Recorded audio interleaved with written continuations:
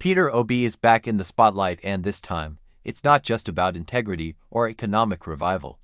It's about a movement reawakening, a pitch sharpening, and a national frustration boiling toward a singular, electrifying question: can he finally become president in 2027?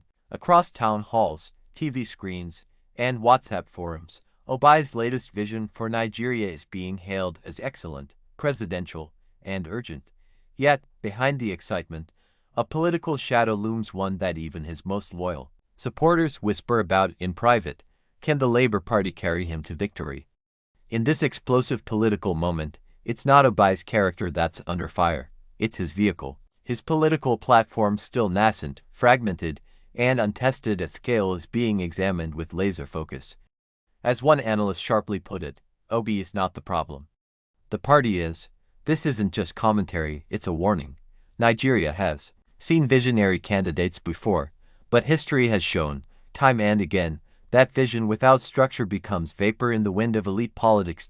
In this report, we dissect Peter Obi's bold 2027 pitch and confront the critical tension between popular appeal and political machinery. We explore why Nigerians are moved by Obi's message yet uncertain of the party behind it. We revisit how great candidates in Nigeria's past were undermined by weak alliances and unstable platforms, and we'll dive into whether Labour Party infighting, strategic disorganization, or lack of grassroots infrastructure could turn Obi's next campaign into a well-intentioned disaster.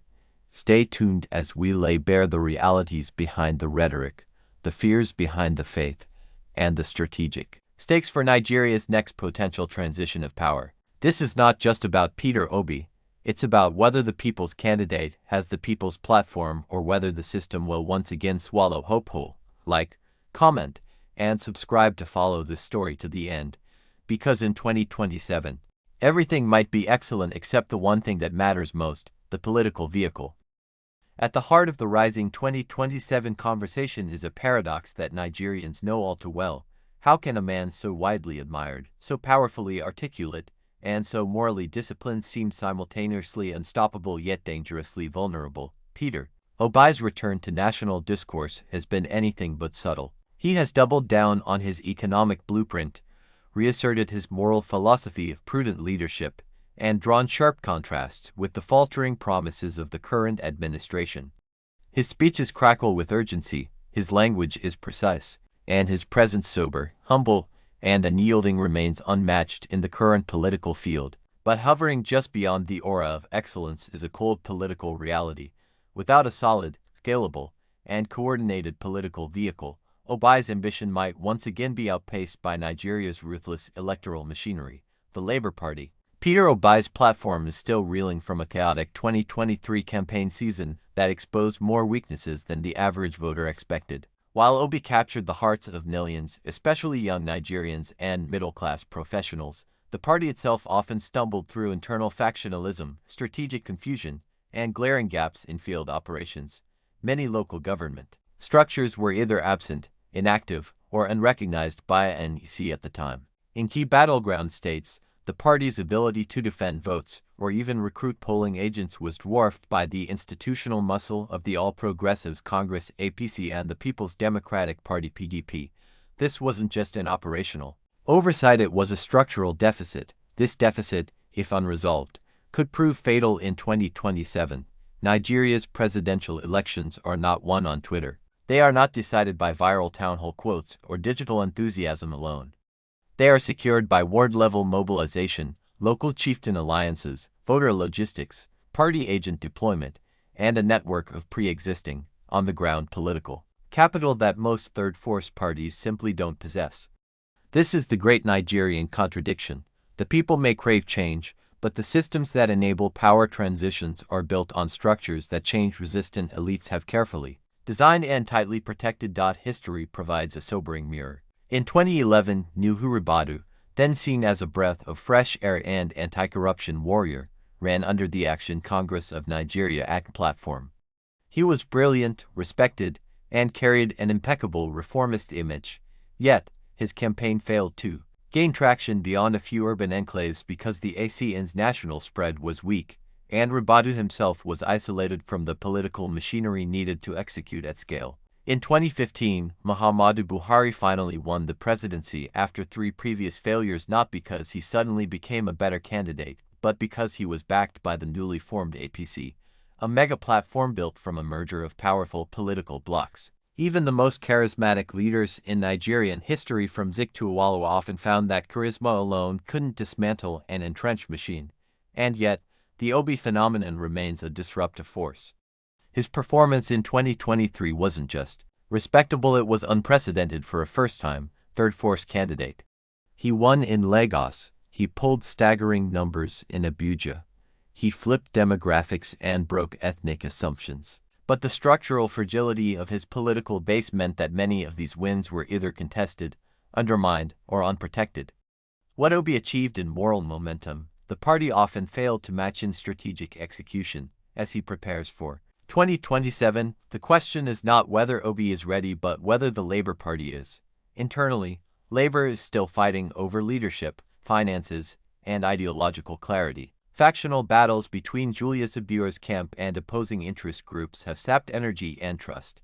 Local chapters remain uneven in strength, and questions about resource allocation, grassroots coordination, and party loyalty persist. Critics argue that the party often behaves like a startup struggling to scale, idealistic, passionate, but lacking infrastructure. And in Nigeria's electoral battlefield, infrastructure is everything. It's not enough to win debates. You must win polling units, legal challenges, and security negotiations, all of which require more than just goodwill. Peter Obi is aware of this. His recent speeches subtly shift from just vision casting to coalition-building language. There is talk quiet but strategic about partnerships, mergers, or reinforcements from like-minded platforms. Some insiders believe Obi is open to realigning with a restructured coalition that can better deliver on his mandate. Others argue he must reform the Labour Party from within, transforming it from a protest vehicle into a governance apparatus. But time is ticking. The battle for 2027 won't begin in 2026, it's already underway. What's at stake is not just Obi's personal ambition, it's the viability of alternative leadership in Nigeria. If Obi, with all his popularity and integrity, fails again due to party weakness, it will send a chilling message to future candidates outside the dominant parties that vision, excellence, and public appeal are not enough, that unless you belong to the old order, the system will always find a way to crush you, not through debate, but through disorganization. And that message, if not challenged, could suffocate the democratic space for a generation. So, the question persists, can Peter Obi fix the vehicle before the next journey begins? Or will 2027 become another episode in Nigeria's long-running tragedy where hope is always excellent, but never enough? As Peter Obi's 2027 pitch continues to dominate the national conversation, the media landscape has responded with a mixture of admiration, skepticism, and blunt realism. Traditional broadcasters like Arise TV and Channels Television have hosted panel after panel analyzing Obi's strategic resurgence, while social media has exploded with clips of his town hall appearances and policy pronouncements. From the moment he reiterated his commitment to run a people-focused government rooted in fiscal discipline, ethical leadership, and measurable economic reform, pundits hailed the quality of the message, yet almost every analysis concluded with the same haunting refrain, but what about the party? The press isn't just repeating old criticisms, it's amplifying them with fresh urgency. Investigative reports have resurfaced detailing the Labour Party's lack of consistent organizational structure at ward and local government levels. Commentators have pointed to states where no viable grassroots machinery currently exists to support a presidential campaign. Others have raised alarm bells over recent court battles involving internal party factions. Even when praising Obi's rhetoric, the tone often shifts into concern when evaluating whether the Labour Party, in its current form, is robust enough to win 2027. That concern has not gone unnoticed by the political class. In fact, it's become a trigger for deeper strategic realignments both within and outside the party system. Behind the scenes, stakeholders are scrambling. Within the Labour Party, senior figures are reportedly divided over how to approach Obi's rising political profile. Some see him as the party's savior, arguing that everything funding, loyalty, strategy should now revolve around his brand. Others fear that centering the party too heavily around a single figure could alienate long-standing organizers who feel displaced or under-recognized. These internal tensions are increasingly being aired in public, with rival factions releasing contradictory statements about the party's direction and finances. The danger here is fragmentation, splitting the party into regional or ego-driven clusters right when unity is most critical. Outside the Labour Party, both the APC and PDP are paying close attention to these developments. Strategists within the ruling APC view Obi's popularity as a threat, but not an unbeatable one. Their calculus is simple. If Labour Party dysfunction continues, they won't have to beat Obi, they'll just have to wait for his party to collapse under its own contradictions. Already, murmurs are circulating that the APC may strategically field gubernatorial or National Assembly candidates in 2027 who appeal to younger, Obi-leaning demographics, in a bid to fracture the base. The PDP, still licking its wounds from its 2023 underperformance, sees an opportunity to rebrand itself as the structured alternative for voters who like Obi but are wary of his platform's capacity. There's even talk among disaffected Labour insiders that some might be willing to jump ship if a stronger alliance emerges elsewhere. The policy implications of this political instability are vast. First, the longer the Labour Party remains disorganized, the more likely it is that meaningful reform proposals on electoral transparency, campaign financing, and security sector oversight will be drowned out by internal drama. Obi's agenda requires more than vision. It demands legislation, coalition building, and control of state apparatuses. Without a party capable of fielding strong candidates down ballot, his presidency, even if won, could become a policy graveyard. Second, public trust in third-party alternatives could take a generational hit. If the Obi Labour vehicle collapses or flounders spectacularly in 2027, millions of first-time voters who placed faith in a new kind of politics may retreat into disillusionment, cynicism, or worse, apathy. Meanwhile, Nigerian civil society is beginning to voice concern. Groups that supported Obi in 2023, youth organizations, think tanks, and independent observers are now publicly demanding reforms within the Labour Party.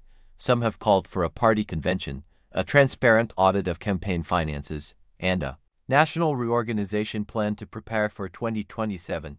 The worrying isn't just about Obi losing. It's about what his loss, if caused by party dysfunction, would symbolize. That even the cleanest candidate, the most admired voice, and the most compelling vision can be thwarted by structural incompetence. That Nigeria's politics is not rigged only at the ballot box, but at the foundation of the vehicles carrying the votes. Ultimately, the most pressing question emerging from media coverage and stakeholder fallout is this: will Peter Obi force the Labour Party to rise to his level, or will the Labour Party drag him down to its current one? Because unless the vehicle is reinforced now, the road to 2027 could be a repeat of 2023, except this time with higher expectations and even more devastating disappointment. If there's one thing Peter Obi has mastered, it's his ability to move the Nigerian public.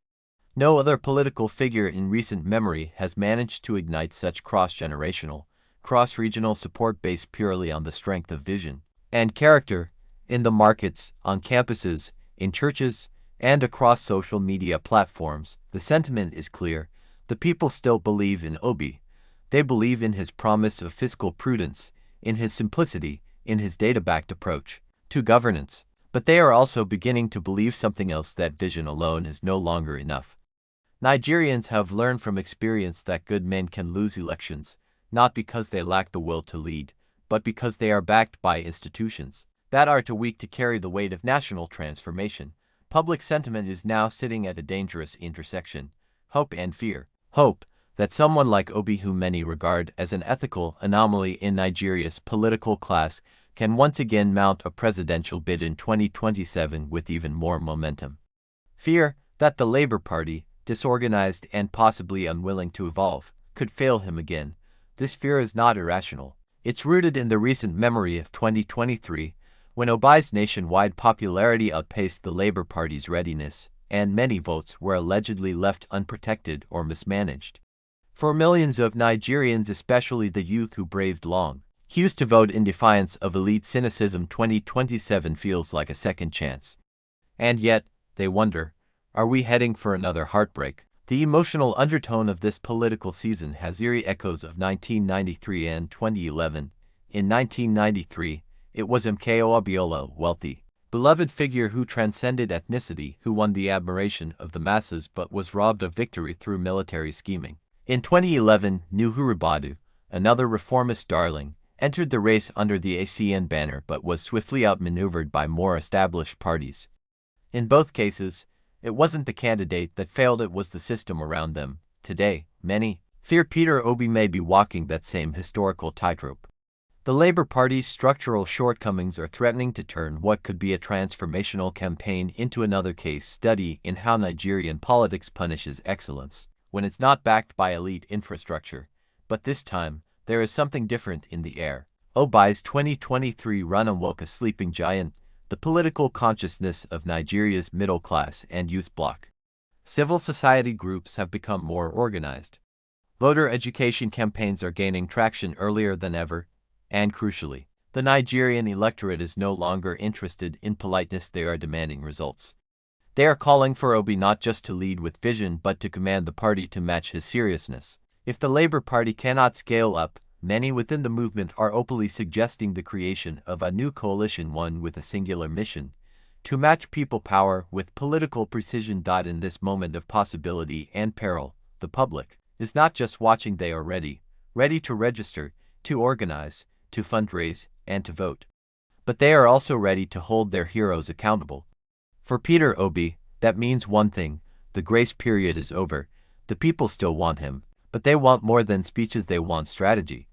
They want to know that this time, there is a real plan, a real structure, a real vehicle. So here is the call to action for Obi, for his party, and for every Nigerian dreaming of a better 2027.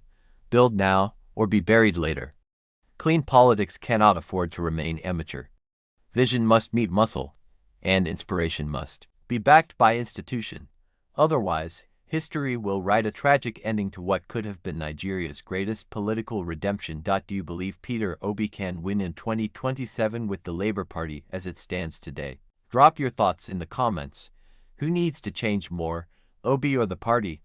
Share this video with your network, especially with undecided voters and political influencers.